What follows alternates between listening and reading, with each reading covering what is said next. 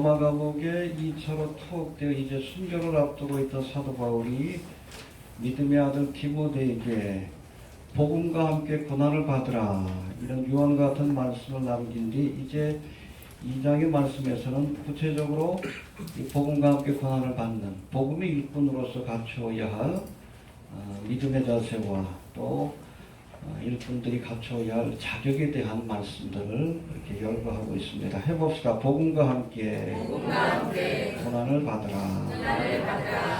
디모데후서의 전체 주제라고 할 수 있습니다. 어떤 고난이 있어도 우리가 하나님의 복음을 증거해서 많은 영혼들을 구원하는 일에 최선을 다해야 한다. 알겠습니까? 주의 오심이 가깝습니다. 어찌하든 우리가 한 영혼이라도 살려서 하나님의 나라로 또 인도하기 위해서 우리가 복음을 증거하는 사명 최선을 다해야 할 줄로 그렇게 믿습니다.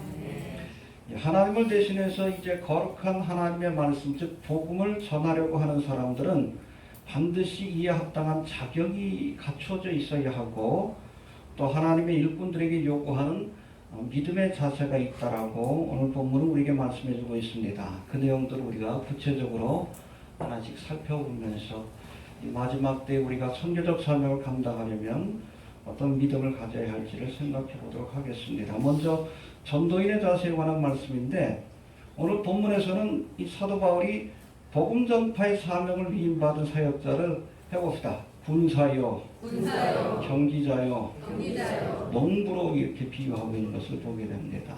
우리는 그리스도의 군사입니다. 네. 우리가 믿음의 경주를 경주하는 경지자입니다.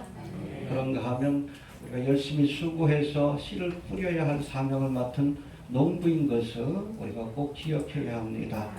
알겠습니까? 이 비유의 말씀들을 통해서 우리에게 주시는 교훈들을 한번 살펴봅니다. 먼저 3절 4절 한번 봅시다. 시작. 그가 그리스도 예수의 좋은 군사로 만왕의 고난을 받으시니 군사로 다니는 자는 자기 생활에 얽매 있는 자가 하나도 없나니 이는 군사로 모집한 자를 기쁘게 하려 합니다. 해봅시다. 그리스도의 군사로 고난을 받을지니. 우리 지난 시간에 살펴본 복음과 함께 고난을 받으라. 그 말씀하고 함께 연결되는 말씀이라고 보시면 됩니다. 여러분 이 복음을 전하는 하나님의 사역자를 군사로 표현한 것은 전도 자체가 영적인 어둠의 세력과의 영적 싸움이기 때문에 그렇습니다. 이겨야 합니다. 영적 싸움에서 이겨야 내가 믿음을 지켜낼 수 있고 이 영적 싸움에서 이겨야 우리가 어둠의 권세에 붙들려서 죄의 권세에 붙들려서 하나님을 알지 못하는 많은 영혼들을 끌어내서 구원할 수 있는 거예요.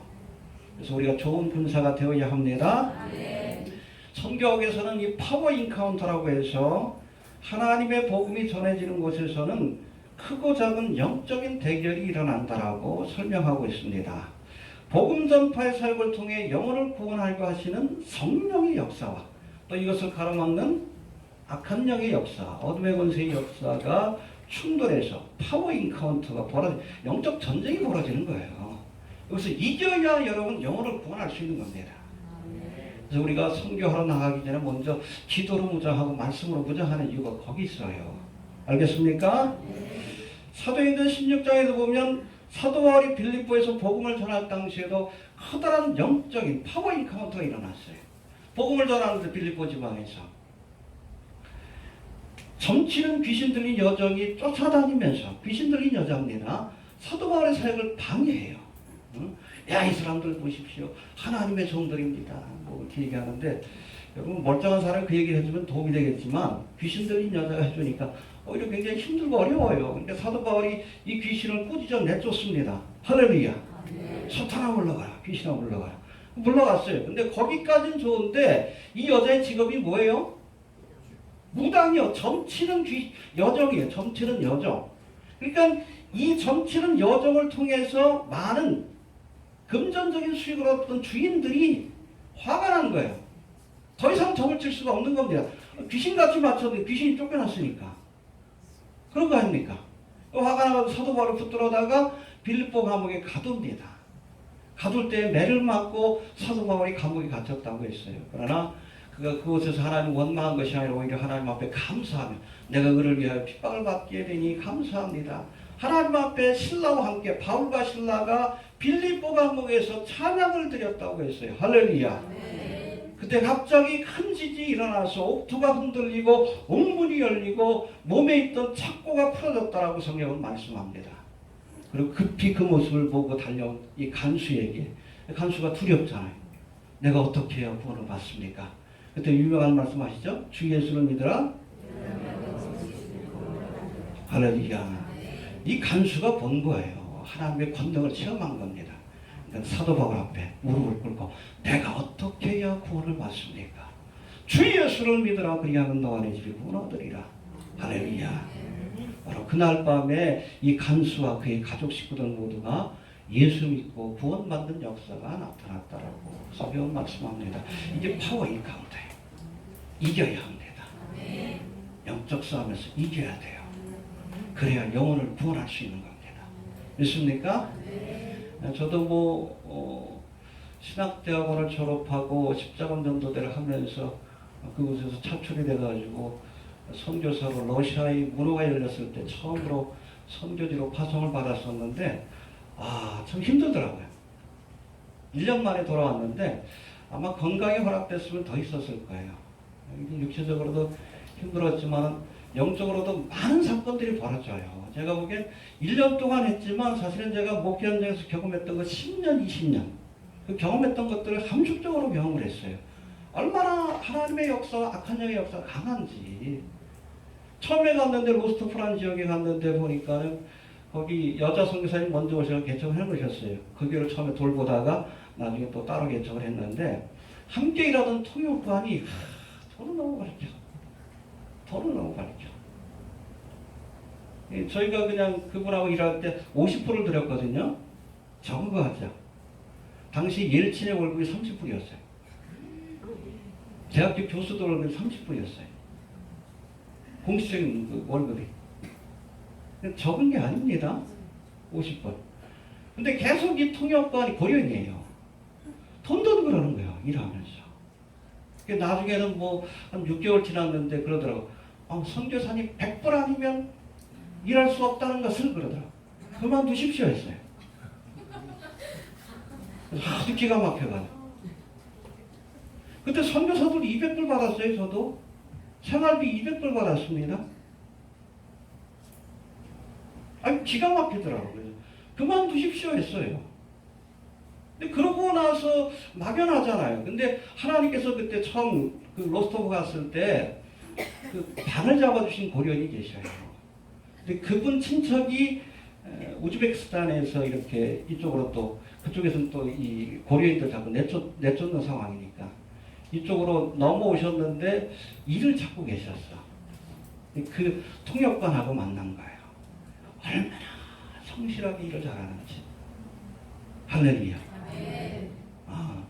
아무튼 저희하고도 한 몇 년 일했고 그 다음에 오고 나서 또 후임 선교사님들하고 여러 가지 일했는데 함께 일한 사람마다 칭찬을 해요. 얼마나 그렇게 성실하게 하나님의 사역에 최선을 다하는지. 어찌됐든 그 일로 인해서 교회가 새롭게 개척됐고 또 아주 굉장히 좋은 일꾼을 만나 지금도 가끔 한국에 오시면 연락을 합니다. 제가. 이 파워 인카운터가 벌어져요. 영적 싸움에서 승리해야 우리가 영혼들을 구원하고 교회를 세우는 하나님의 사역을 우리가 감당할 수 있는 겁니다.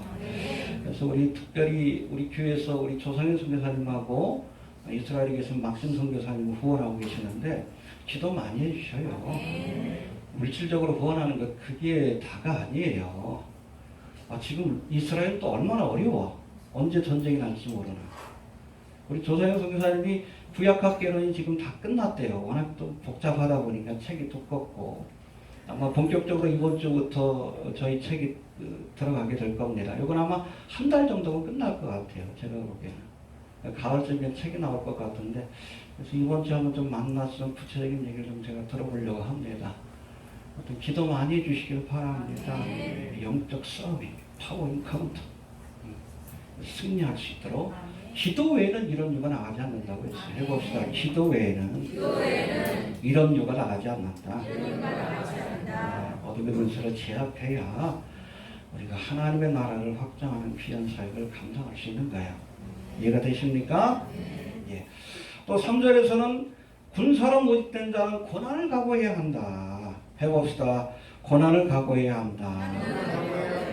좋은 군사로 나와 함께 고난을 받을지니. 여러분 이건 선택이 아니에요? 필수적인 겁니다. 예. 고난을 받을지니 이 말씀이 킹제임스 버전에서 보니까 인듀 하드니스라고 되어 있는데 어려움을 참아낸다는 뜻을 갖고 있습니다. 여러분 주님의 군사가 되는 것은 많은 고난이 있어요. 그렇죠? 우리 군인들도 차출돼가지고 가면은 60도가 뭐해? 군사훈련하지. 그렇죠? 군사가 좋은 군사가 되기 위한. 이해가 되십니까?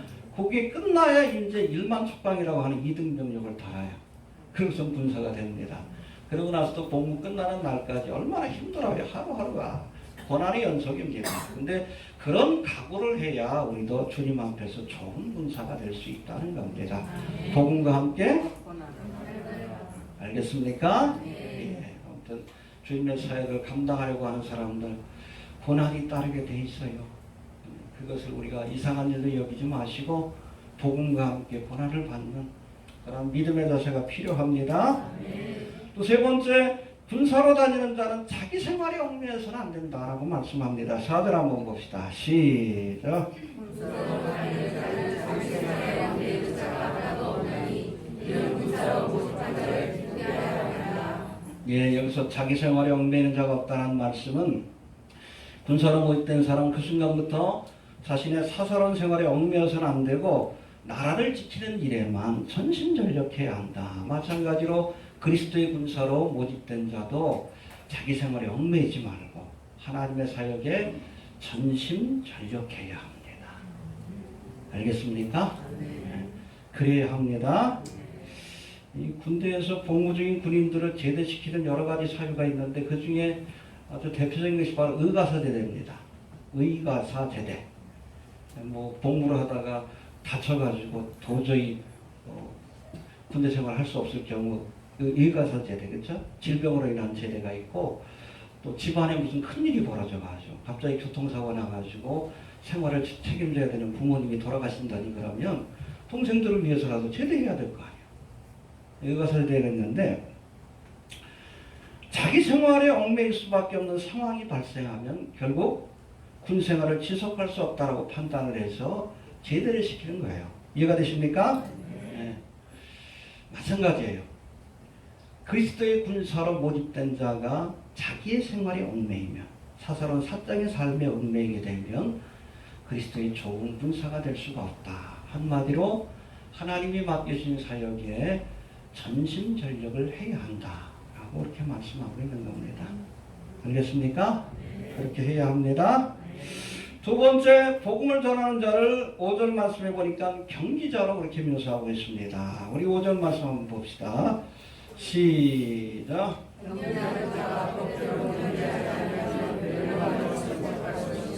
예, 첫 번째는 군사라고 말씀하시고 두 번째는 경기자다. 헬라어로 보면 이 경기자가 아들레라고 되어 있는데 이 단어에서 운동선수를 의미하는 어슬리트라고 하는 영어 단어가 나왔어요. 우리가 운동선수를 영어로 어슬리트라고 하는데 그 단어가 아들레라는 헬라어에서 나온 겁니다. 이해가 되십니까? 예. 올림픽 경기가 열리는 경기장에서 운동선수들이 면류관을 얻기 위해서 오랫동안 자신을 단련하고 최선을 다해 경기에 임하는 것처럼 하나님의 복음을 전하려고 하는 전도자는 하나님 주신 의의 면류관, 영광의 면류관을 얻기 위해 오랫동안 자신을 단련하고 또 최선을 다해서 복음을 전해야 한다는 겁니다. 이해가 됩니까?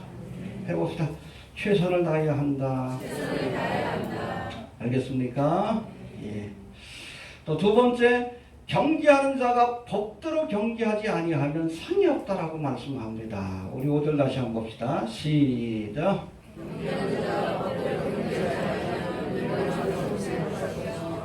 해봅시다. 법대로 해야 한다. 두 가지 의미가 있어요. 법대로 한다는 것은 하나님의 말씀만, 하나님의 말씀만을 전해야 합니다.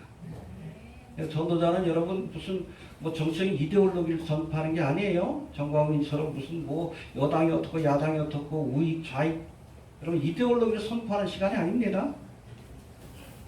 강단에서 하나님의 법만 선포해야 돼요. 하나님의 말씀만 가르쳐야지. 법대로 해야지. 법대로. 왜 엉뚱한 걸 가르쳐요? 왜 엉뚱한 걸? 세상 철학을 가르치고. 교회가 여러분 정치 집단이요? 왜 세상의 이데올로기를 가르치고 세상의 철학을 가르칩니까? 하나님의 법 말씀만 가르쳐야지. 법대로 해야 돼요. 법대로. 그렇지 않으면 상급이 없어요.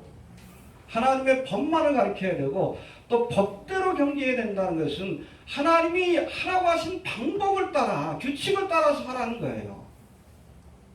이해가 됩니까? 해봅시다.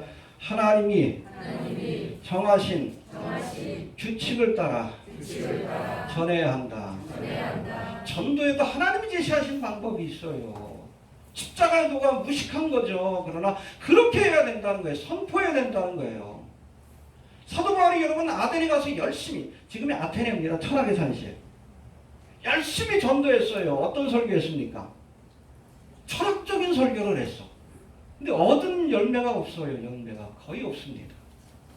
그러고 나서 낙심해가 3년 동안 복음을 전하지 못하다가 나중에는 그냥 고린도 교회 가서 그냥 용기를 내가지고 복음을 전한 것 아니에요.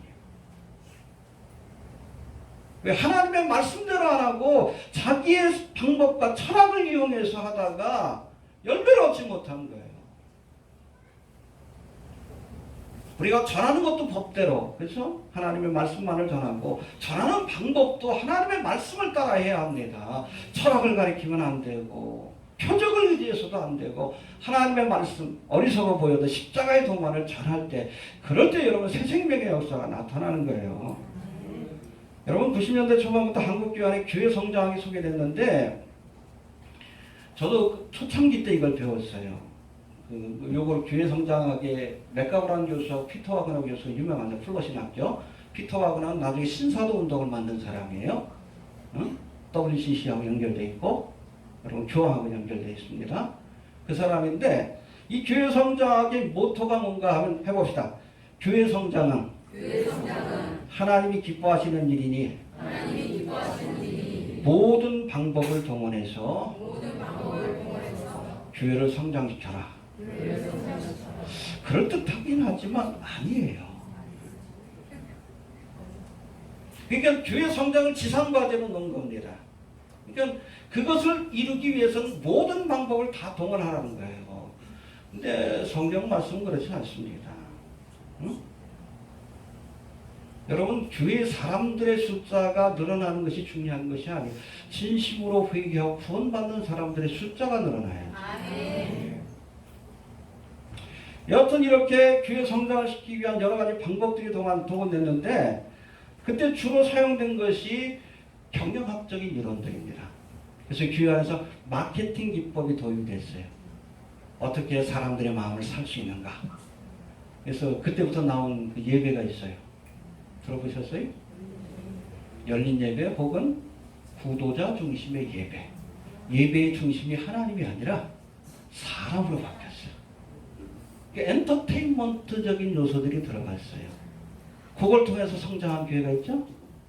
한국에서는 오늘의 교회, 그리고 미국에서는 제일 유명한 세들백 교회, 리고회, CFR회요. 크리슬람 운동을 주도하고 있는 성장을 합니다. 근데 그것이 참된 교회인가? 거기에는 퀘스천 마크예요. 이해가 됩니까? 뭐 이것 외에도 교회가 성장되려면 뭐 사람들이 유입되는 지역에 가서 그냥 대규모로 투자를 해서 건물을 크게 짓고 주차장 시설도 완비하고 필요하다면 백화점 뭐 이런 것도 교회 안에 유치해가지고 그렇게 해서 교회를 성장시켜라. 우리나라도 그 원리에 따라서 여러분 신도시에 성장한 교회들이 얼마나 많은지 몰라요.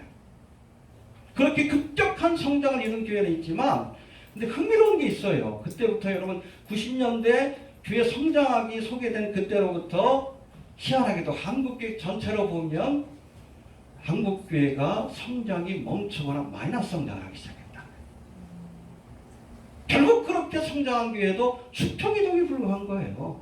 여기 있던 사람들 이쪽으로 온 거예요. 예수 안 믿는 사람들이 회개하고 구원받은 게 아니라 오히려 마이너스 성장하기 시작했어요. 사람의 방법대로 하게 되는 그 결과예요. 이해가 됩니까? 이 인천에도 아주 유명한 교회가 있잖아요. 이 교회 성장 이론을 도입해가지고 크게 성장. 아셔요? 다리교회 있잖아요. 우리 전사님단교회. 주한장로교회입니다. 총동원주의도 굉장히 유명하지. 그게 마케팅 기법이에요. 근데 여러분, 예전에 그 주한장로교회 주안에 있었지만 지금 어디 있습니까? 부평에 있죠. 이 주한장로교회가 여기 부평 주안에 있을 때 주한장로교회에서 총동원주의를 한다 그러면 여기 있는 교회들이 난리가 나요. 주인들을 다 빼가거든. 주한장로교회로 인해서 문 닫은 교회들이 얼마나 많은지 모릅니다. 그분들이 전도라는 것이 예수를 소개하는 게 아니에요. 아이, 학교도 종합대학이 좋고 병원도 종합병원이 좋은 것처럼 교회도 큰 교회가 좋지. 우리 교회 와서 오세요. 믿지 않는 사람을 데려가는 것이 아니라 열심히 다니고 있는 사람들을 데려다가 가보면 좀 낫죠. 그렇잖아요. 성가대도 그 규모가 크고 교회 무슨 편의시설 같은 거 잘 돼 있고 그러면서 사람들을 끌어가는 거예요.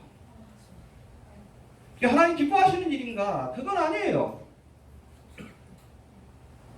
저는 교회가 성장을 하되 1000명 이상의 교회는 의미가 없다고 봅니다. 양들이 목자를 아이 컨택하면서 돌볼 수 있는 300명, 400명 이상이면 문제가 발생합니다.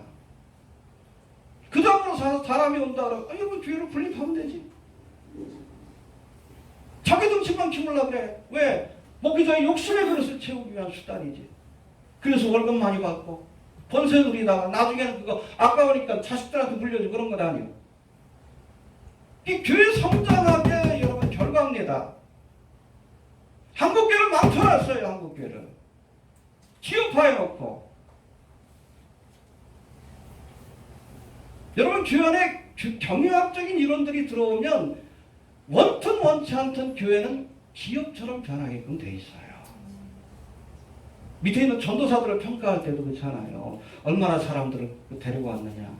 과정이 중요한 것이 아니라 결과만 가지고 판단을 해. 그래서 많이 데리고 오면 보너스도 주고 안 그러면 전도사도 잘리고 대형교회도 그러잖아. 이게 뭐요 이게. 그러니까 남의 교인이라도 끌어다가 그냥 그 자리에 앉히려고 하는 것도 아니요. 이 뭐하는 짓거리요. 여러분 법대로 해야 돼요. 하나님의 말씀대로 해야지. 왜 세상적인 방법을 가지고 합니까? 한국교회를 망쳐놨잖아요. 저는 초창기에 교회 성장을 배우면서 이건 아닌데라는 생각을 했습니다. 왜? 제가 경영학을 배웠거든요. 대학교 때. 공업경영학, 산업공학 그건데. 경영학적인 이론은 제가 압니다. 근데 하나님의 역사는 그게 아니요. 그게 아닙니다. 그렇게 해서 모인 사람이 정상적인 교회인가? 그건 아니에요. 말씀을 듣고 회개하고 구원 받아야지. 변화돼야. 그게 여러분 적은 숫자라 할지라도 진정한 하나님의 사람들이지. 법대로 해야 돼요. 그래야 여러분 칭찬도 있고 면류가 넣는 겁니다.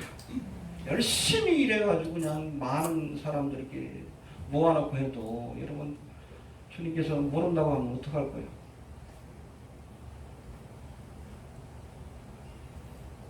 한국교회가 많은 문제가 있지만 그렇죠? 이번에 정광훈 사태를 통해서 드러나듯이 제가 오늘 한국교회 치부를 드러내신 거예요. 뻥 잡는 게 매하고 목회자들이 그런 생각을 갖고 있어요. 정광훈이가 청교도 영성훈련을 오랫동안 했어요. 그게 뭔가 하면 목회자들을 위한 세미나예요. 그 빤스 목사라는 그 타이틀이 그때 만들어진 겁니다. 그때 목회자들 사모들 불러놓고서 정광훈이 어떻게 설교했냐면 어떤 의미에서는 목회자는 교주가 되어야 합니다. 정상적인 사고를 갖고 있는 사람이 아니에요. 그러면서 무슨 얘기를 했냐면 여자 집사 가운데 빤스 내리라고 해서 그 내리면 진짜 내 교인이 그렇지 않으면 똥이다. 남자 집사 가운데 인감도장 갖고 오라 할 때 그거 갖고 오면 진짜 내 사람이고 그렇지 않으면 똥이다. 그러니까 거기 있던 여러분 200명, 300명 되는 목사 사모들이 어떻게 했을까? 아멘! 그랬어요.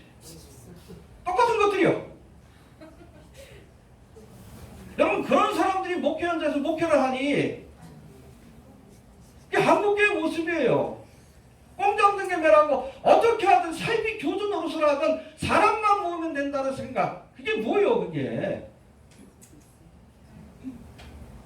아니 그런 쓰레기 같은 인간을 한기총 회장으로 세워놨으니까 이런 사단이 나는 것 아니에요. 정강훈은 목사 아니에요. 지가 말했듯이 교주지 이게. 삶이 교주지. 아니 그런 녀석을 한국교회를 대표하는 한기총 회장 자리에 세우는 것 자체가 여러분 이런 사단이 날 수밖에 없는 겁니다. 지난번에는 그 선거운동을 해서 귀환해서 그거 걸려가지고 10개월 동안 감옥에 갔다 왔잖아. 얼마나 정치적인 욕망이 강한 친구인지 모릅니다. 그게. 기독당을 만들어가지고 뭐 지난번 선거에도 원내 진출하려고 한 권력욕이 얼마나 강한지 몰라. 이게 황교안하면 딱딱하게 맞아가지고 제가 어제는 그 비판한 글 올려놨는데 그 또 옹호하는 사람이 있더라고. 똑같은 것들이요. 똑같은 것들. 옹호할 게 따로 있지.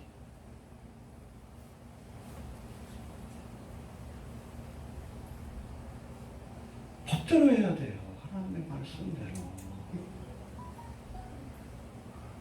아니면 여러분 칭찬이 아니라 멸관이 아니라 죽어요. 하나님의 종이 직분 가지고 장난치면 죽입니다. 하나님이. 이해가 되십니까?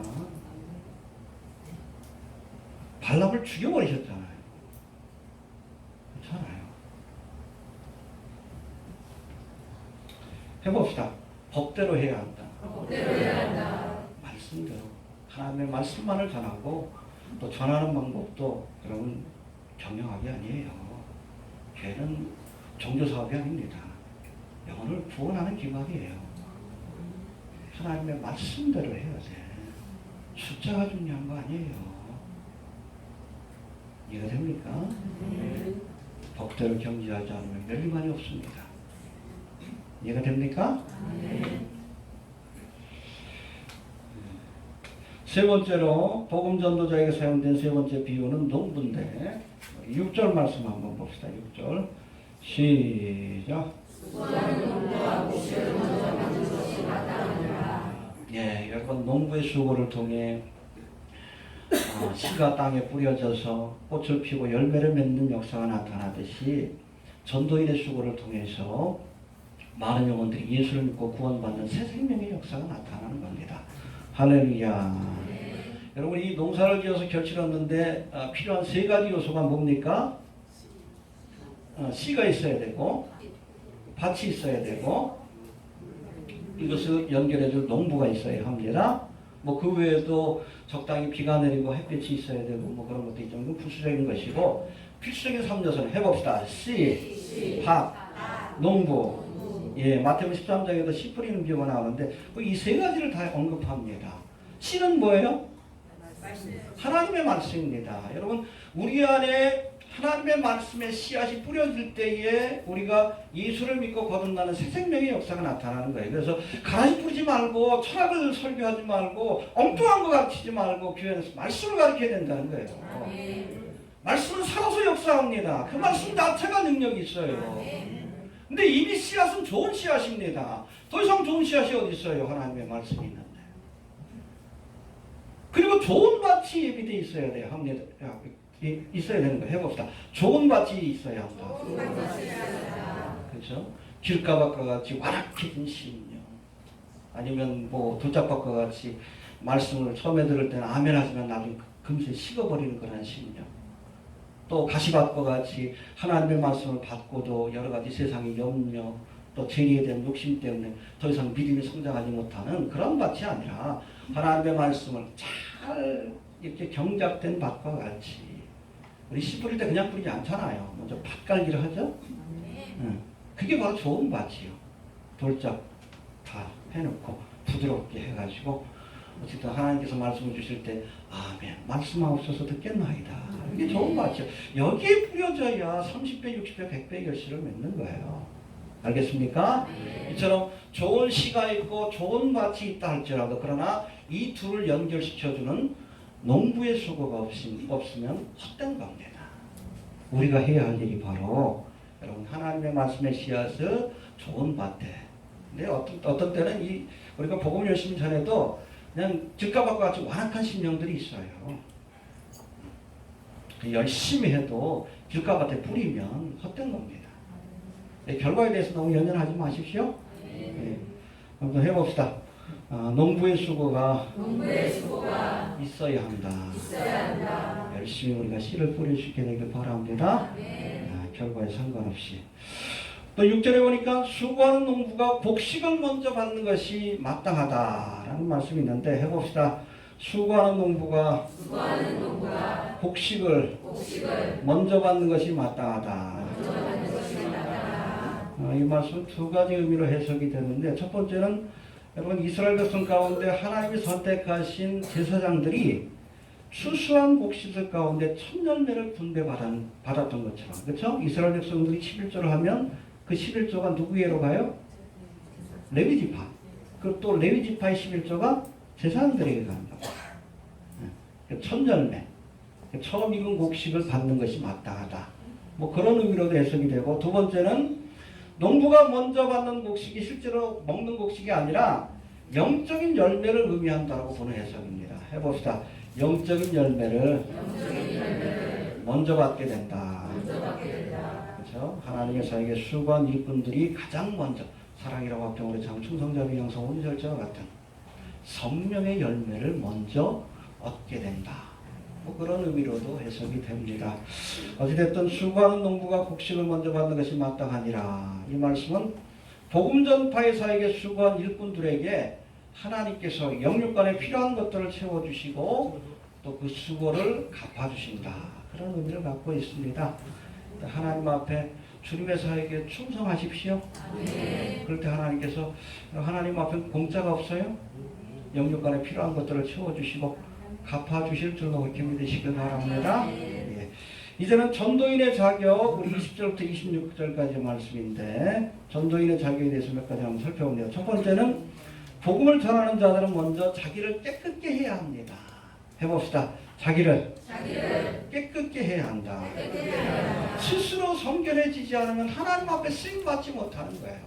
알겠습니까? 20절 21절 봅시다. 시작.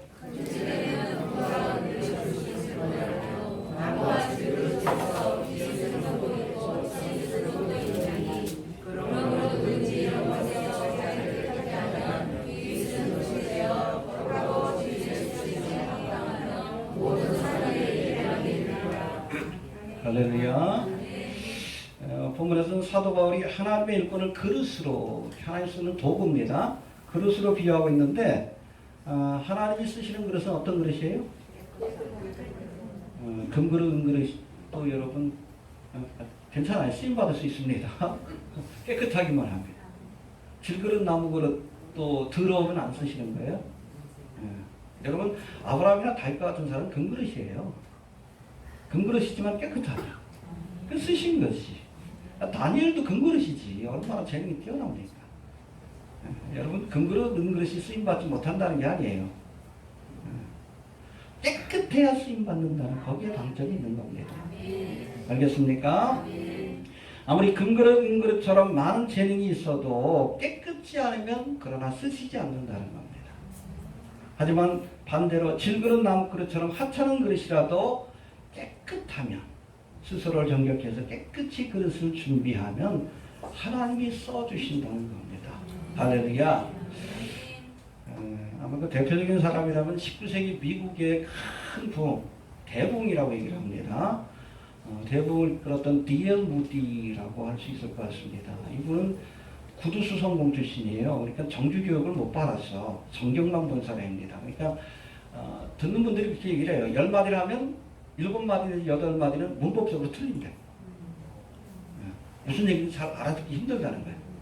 근데 하나님께서 이 무디를 쓰셨어요. 그래서 수많은 영혼들을 구원하는 하나님의 도구로 쓰셨습니다. 이게 뭐예요? 나무그릇, 질그릇처럼 보잘것없는 그릇이라 할지라도 깨끗한 그릇을 준비한 하나님이 이렇게 쓰신다는 거예요. 그러나 아무리 금그릇, 은그릇과 같이 많은 재능을 갖고 있다 할지라도 깨끗하지 않으면 여러분 금그릇에다 똥을 나오면 뭐예요? 변개지. 아니에요, 똥통. 전에 하고 텔레비 보니까는 어느 부잣집에 보니까는 그 화장실이 전체가 다 금으로 돼 있어.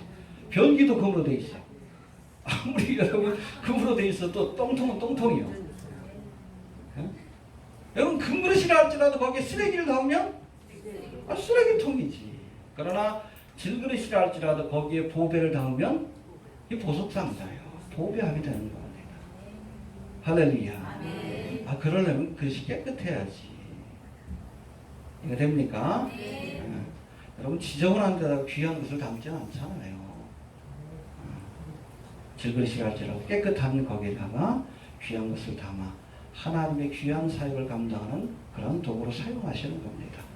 이해가 됩니까? 해봅시다. 깨끗해야 한다.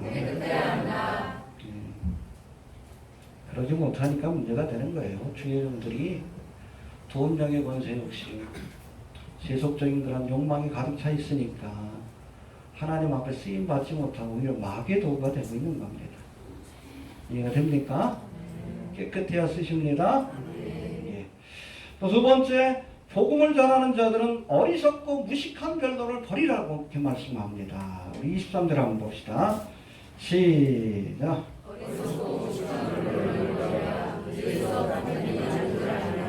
예, 버리라는 말씀이 킹제임스 버전에 보니까 avoid라고 되어 있는데 피하라는 거예요. 논쟁하지 말라는 얘기입니다.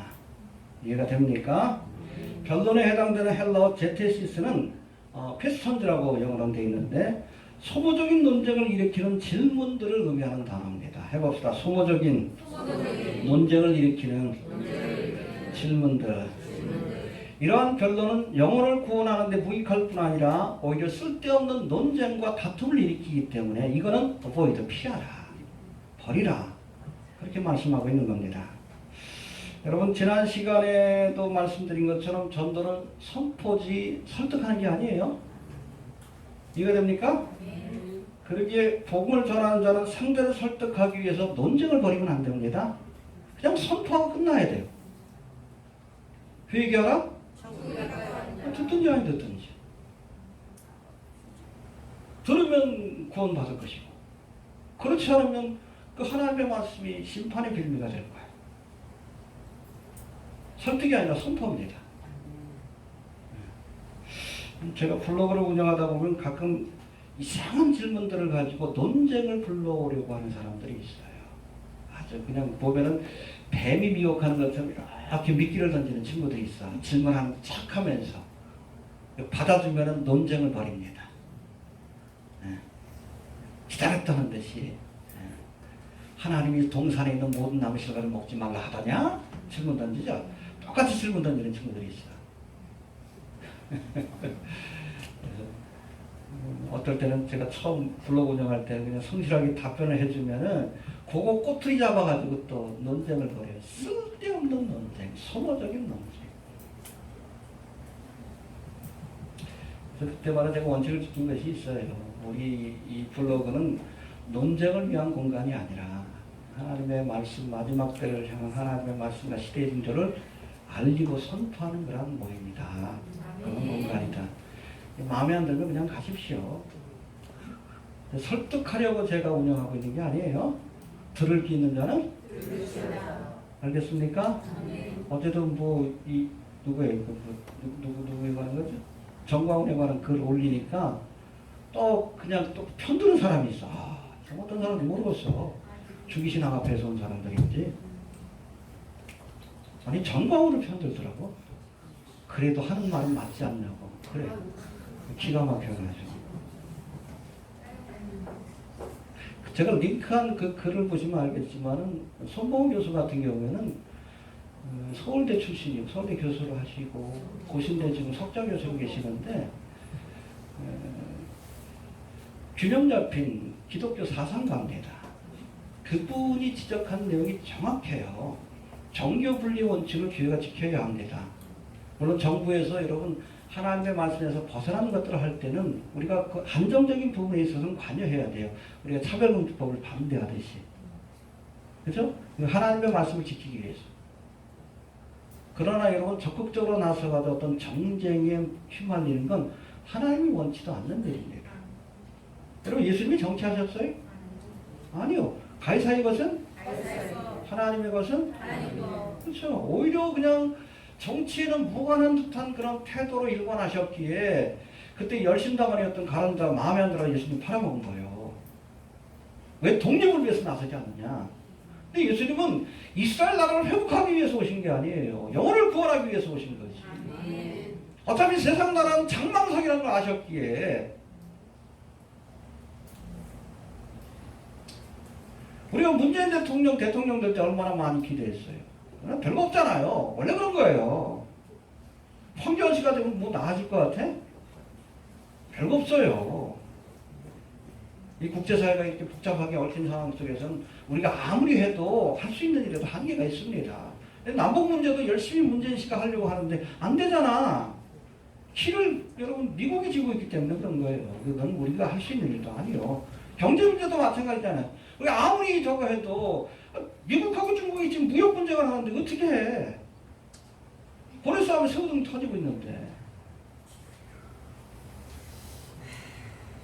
기대 걸지 말라는 얘기예요. 누구 저거 하던 거기서 거기요. 알겠습니까? 우리 박근혜 씨 같은 사람만 아니면 돼. 꼭두각시처럼 그런 사람 아니면 박근혜 씨만 아니면 돼요.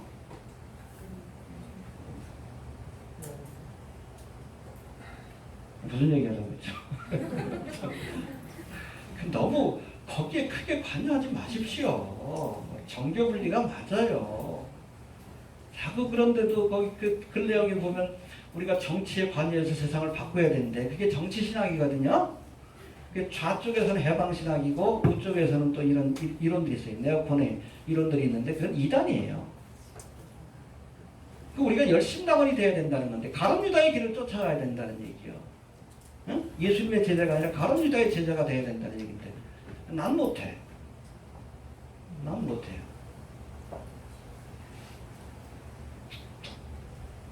아무튼 어리석고 무식한 별로를 피해야 합니다. 그래서 제가 처음에는 막 논쟁도 벌였지만 지금은 그냥 조용히 강퇴를 시켜요.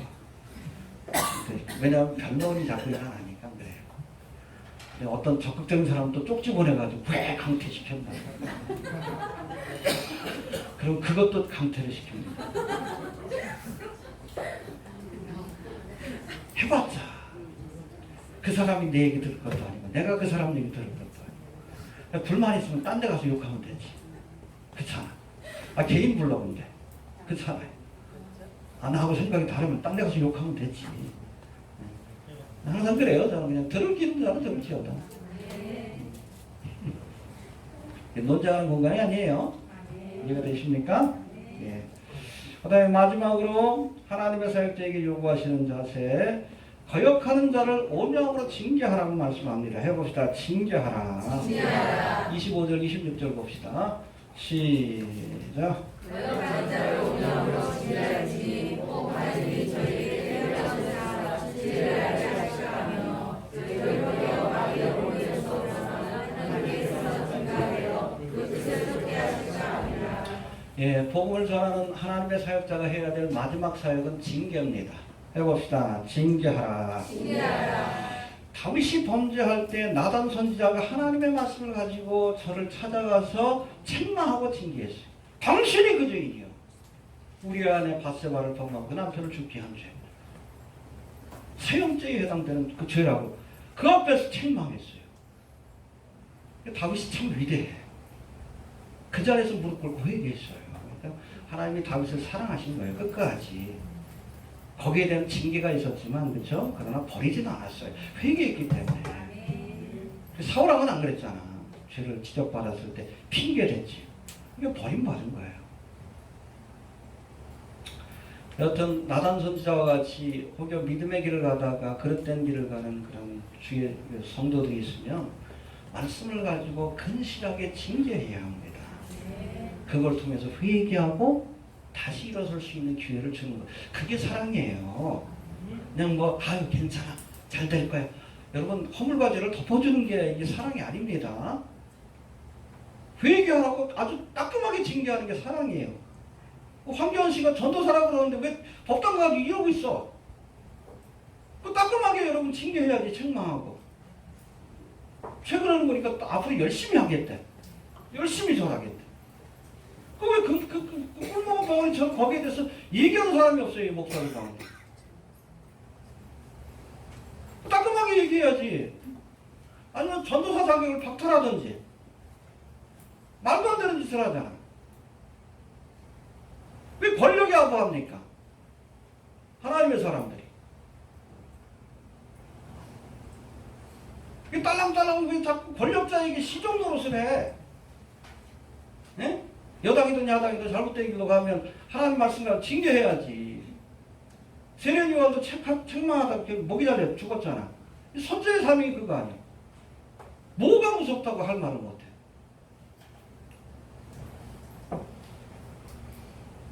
정광과 같은 쓰레기 같은 인간들이 있으면 징계해야지. 그냥 내버려두니까 기고만장해가지고 저러고 있잖아. 똥칠하고 있잖아. 똥칠하고 있잖아. 한국교회가 그냥 똥을 퍼붓고 있는데 그거 끌어내려야지. 이런 징계해야 합니다. 그래서 그 사람을 하여금 회개할 기회를 주자. 아니면 그 사람이 회개하지 않으면 주변의 사람이라도 깨달을 수 있도록 두려워하도록 공식적인 징계를 내려야 돼요. 파문해야 합니다. 황교안이 파문해야 돼. 우상숭배했으면. 정광훈이도 여러분 그렇게 목사이신 분 가지고선 그 정신 못 차리고 있으면 그 목사 자격을 박탈해야지 교단에서. 징계가 없으니까 말랑말랑하지. 죄를 짓고도 그냥 심상히 여기고 그 사람도 죽고 함께 멸망이라 하는 거예요. 함께. 아이고 참 답답해.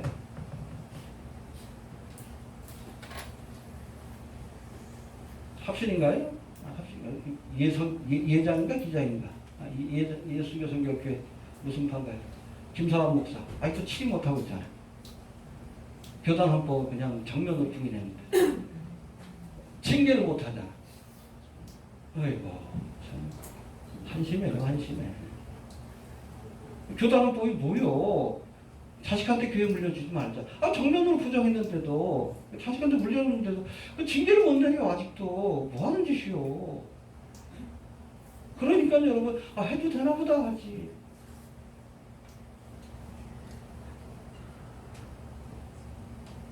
옛날에 그 감리교회 김선도 목사인가? 거기서부터 제일 먼저 그 한국교회 대표한 교회로서 자식한테 교회를 물려줬죠. 그때부터 허물어졌어요. 한국교회가. 그때부터 죄송한 얘기지만 목사들 사이에 자식한테 교회 물려주는 게 유행이 됐어요. 유행이 되어버렸어요. 그게 뭔가 하면 징계를 못해서 그래요. 그때 엄격하게 다뤘어야 되는데 징계를 못하니까 그게 허물어져 버린 거예요. 죄가 관례가 됐어요. 제가 얘기를 하죠. 여러분 죄를 죄로 여길 때 하나님 심판하지 않습니다. 근데 죄가 문화가 되고 관례가 돼버리면 소돔성처럼 그때는 하나님의 심판이 내려지는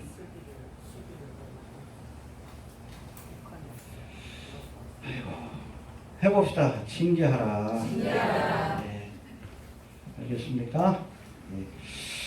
정리합니다. 우리가 복음을 전하는 군사로 또 경지자로 농부로 부름받았음을 잊지 않길 바랍니다. 예. 그리스도의 좋은 문자와 같이 자기 생활에 얽매이면 안 됩니다. 주님의 사역에 매진해야 되고 우리가 경지자로서 복대로 해야 돼요. 하나님의 말씀대로 복음을 전할 때도 복대로. 이해가 됩니까? 농부의 수고를 통해 새 생명의 역사가 나타나는 걸 기억하면서 맡은 자에게 구할 것도 충성이라고 말씀합니다. 또 하나님의 일꾼이 되는 자는 무엇보다도 깨끗해야 합니다. 깨끗한 그릇을 예비해야 쓰임받는 겁니다. 예. 또 소모적인 논쟁을 피하고 변론을 피하라. 여러분 전도는 설득이 아니에요. 제가 늘 얘기하지만 그냥 선포입니다. 하나님의 말씀을 가감없이 선포했으면 그 다음부터는 듣는 자의 책임이요. 이해가 됩니까? 예. 또 혹시 믿음의 길에서 떠나 그릇된 길을 가는 자들에겐 공개적인 징계를 통해서 회개할 기회를 주어야 한다라고 말씀합니다. 이 땅에 사도 바울 같은 디모데와 같은 신실한 사역자들이 많이 일어나기를 그렇게 바랍니다. 주신 말씀 붙들고 기도합니다. 하나님을 감사합니다. 이 아침에도 우리를 불러주셔서